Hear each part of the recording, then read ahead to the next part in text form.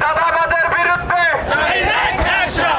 রাজধানীর মিটফোর্ড এলাকায় ভাঙাড়ি পণ্যের ব্যবসায়ী লালচাঁদ ওরফে সোহাগকে নৃশংসভাবে হত্যার প্রতিবাদ ও বিচারের দাবিতে নওগাঁর ধামইরহাটে বিক্ষোভ মিছিল ও প্রতিবাদ সমাবেশ করেছে উপজেলার সর্বস্তরের ছাত্র জনতা। ছাত্র জনতার ব্যানারে সেই সমস্ত রাজনৈতিক দল এবং তথাকথিত কিছু গোষ্ঠীকে হুঁশিয়ার করে বলতে চাই, জুলাই এখনো শেষ হয়ে যায়নি। প্রতি বছর জুলাই আসবে, আমরা নিঃশেষ হয়ে যায়নি। আপনাদের চাঁদাবাজি, ধর্ষণ, আপনাদের লুটতরাজ যদি অব্যাহত রাখেন, আমরা সংগ্রামী ছাত্র জনতা শুধু ধামইরহাটে নয়, সারা বাংলাদেশে আবারও সীসাঢালা প্রাচীরের মতো ঐক্যবদ্ধ হয়ে কাতারে কাতারে রক্ত ঢেলে দিয়ে আপনাদেরকে বাংলাদেশ থেকে বিতাড়িত করবো ইনশাল্লাহ।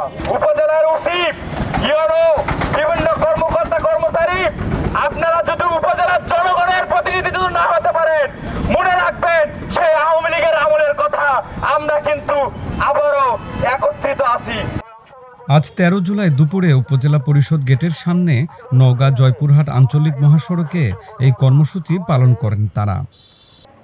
উপজেলার সর্বস্তরের ছাত্র জনতা ধামইরহাট এই ব্যানারে আয়োজিত প্রতিবাদ সমাবেশে সভাপতিত্ব করেন ছাত্র প্রতিনিধি রিফাতুল হাসান চৌধুরী সৈকত। দল, মত, ধর্ম নির্বিশেষে এক জায়গায় হয়েছি অন্যায়ের বিরুদ্ধে, খুন, ধর্ষণ, রাহাজানি, চাঁদাবাজির বিরুদ্ধে। আপনারা জানেন জুলাইয়ের যে আমাদের গণঅভ্যুত্থান, যে বিপ্লব, এই বিপ্লব কেউ নস্যাৎ করার জন্য বিভিন্ন চক্রান্ত শুরু করেছে। ইদানিং দেখা যাচ্ছে খুন, ধর্ষণ সহ চাঁদাবাজি সহ বাংলাদেশে অপরাধ অরাজকতা বেড়ে চলেছে। সকল স্তরের সংগ্রামী ছাত্র জনতা, তো এই ছাত্র জনতা কথাটির মধ্যে আমাদের আন্দোলনের যে মূল প্রতিপাদ্য সেটি লুকিয়ে আছে। গত জুলাইয়ে আমরা আমাদের বুকের তাজা রক্ত, আমাদের ভাইদের তাজা রক্ত আমরা সর্বাগ্যে দেখেছিলাম। এই জুলাইয়ের শেষ হতে না হতেই, মানে আরেকটি জুলাই শেষ না হতেই, 365 দিন পার না হতেই মনে হচ্ছে যে জুলাইয়ের যে রক্ত তার সাথে কেউ বেইমানি শুরু করেছে। এ সময় স্বাধীনতা এনেছি, সংস্কার আনব, সোহাগ হত্যার বিচার চাই লেখা প্ল্যাকার্ড হাতে নিয়ে সমাবেশে শিক্ষার্থীরা অংশ নেন।